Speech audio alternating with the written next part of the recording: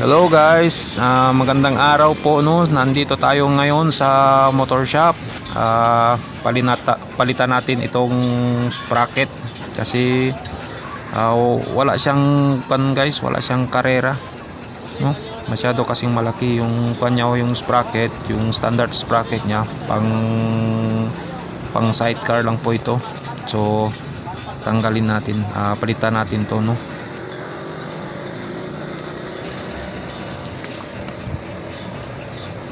Guys, sa mga bago lang sa aking YouTube channel no, paki-subscribe lang po ako at paki-click na din yung notification bell para updated po kayo sa susunod kong mga video. Nag-upload po ako guys ng 2 hanggang 3 video sa isang linggo. At kung may suggestion po kayo, comment lang po sa baba para makakuha natin yan sa susunod nating video. So yun na guys no. Tara, panoorin natin ang buong video. Paano palitan no? Palitan natin ang sprocket. 42 teeth siya guys. Palitan natin ang yung medyo maliit, 38 teeth no. So kung bago pa kayo guys, wala pa kayong masyadong alam about sa kwan ng mga motor, hayaan nyo muna yung mga mekaniko no. Sila muna pagalawin natin.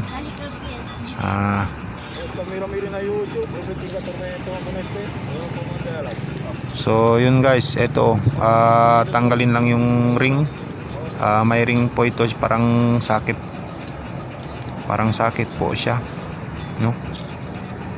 Yun, tanggal na. So hilahin lang po.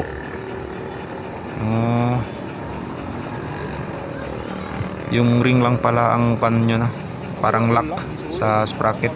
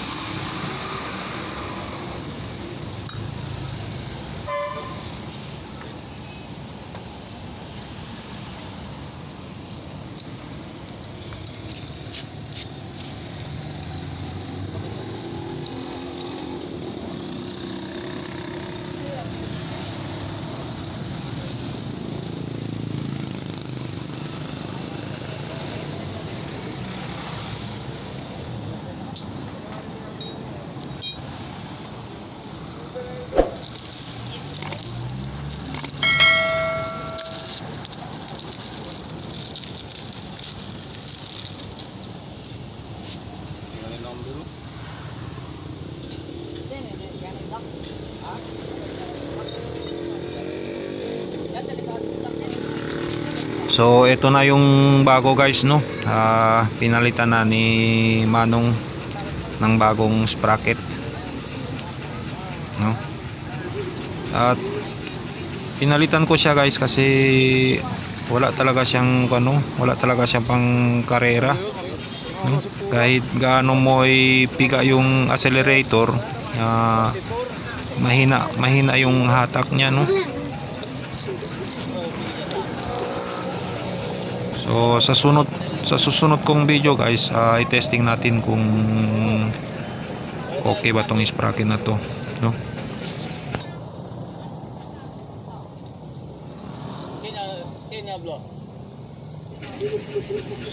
Yung 42 teeth, pinalitan ko siya ng 38 teeth, no. Sana mas malakas na ng hatak nito.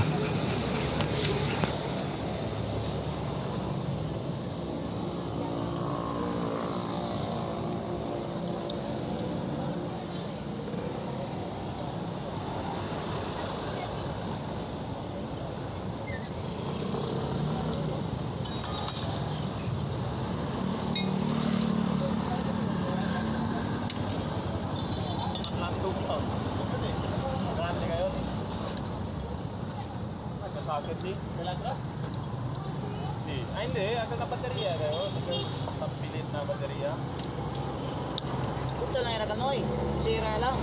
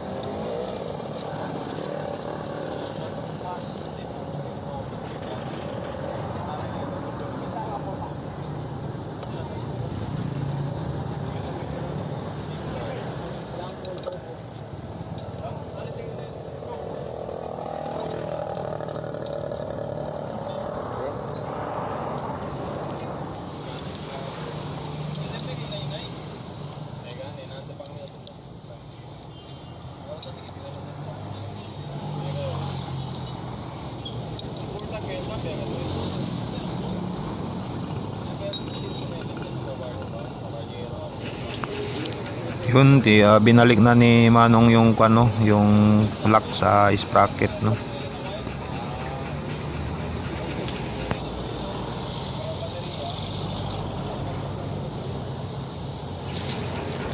Hindi to madali guys, no. Kung wala pa kayo experience sa pagpalit ng sprocket ng motor, siguradong mahirapan talaga kayo, no.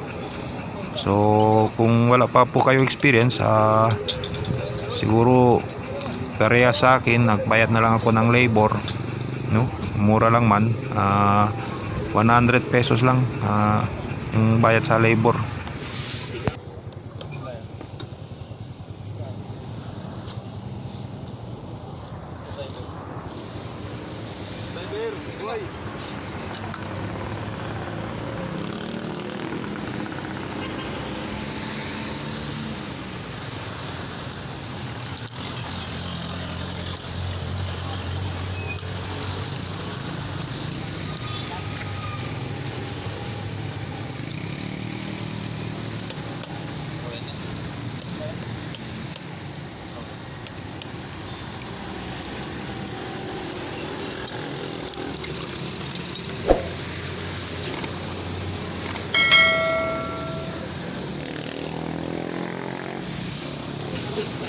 Ibabalik na yung no guys, no, kung paano na tinanggal, ganun din ang pagbalik, no. Pagkatapos nito, ikuha natin yung kadena, i-set yung kadena, no, yung tamang sukat, tsaka puputulin.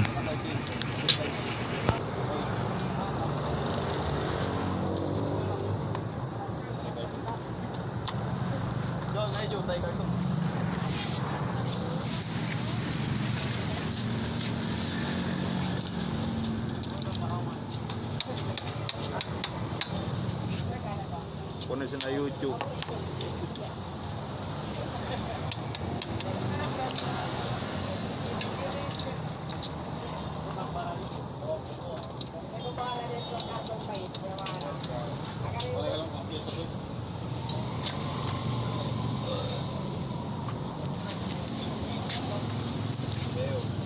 Kasi mahilig ko sa antina. Mahilig ka mo sa antina. So tanggalin muna yung lock sa kadena guys, no, bago bawasan. So yun, natanggal na ni Manong.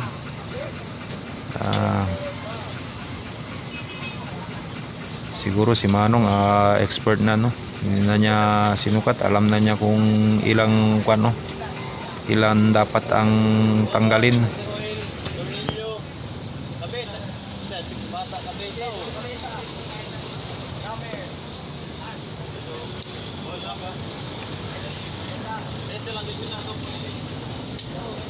Romero mo sa tools. Okay, sa lang si scooter mo tools. Ano ya lang yung scooter na kinakapon? Pero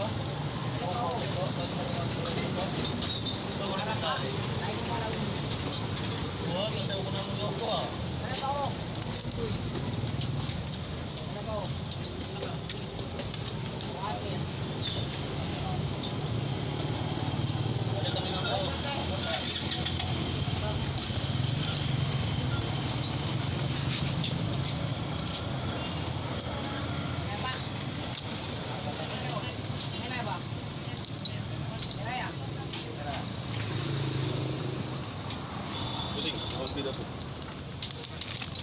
Pwede pasok sa po, pusing so. Resto pasok.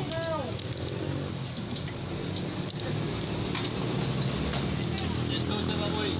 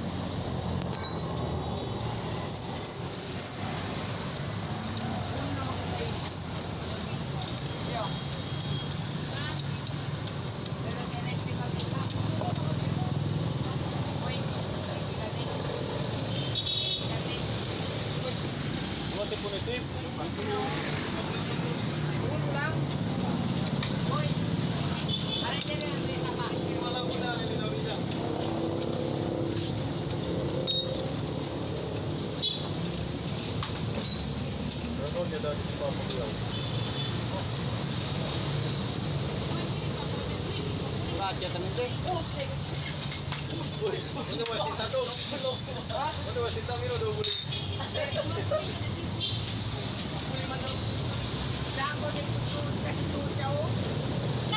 Umimo pa yung menta?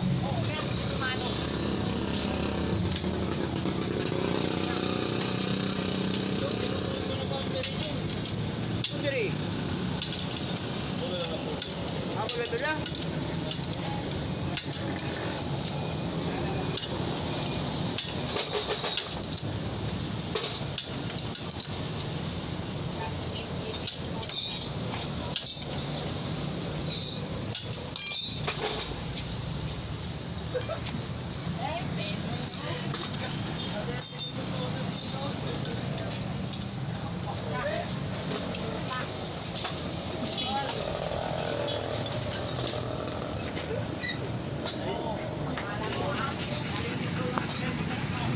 So yun guys, patapos na, no. Siguro hanggang dito na lang yung video ko.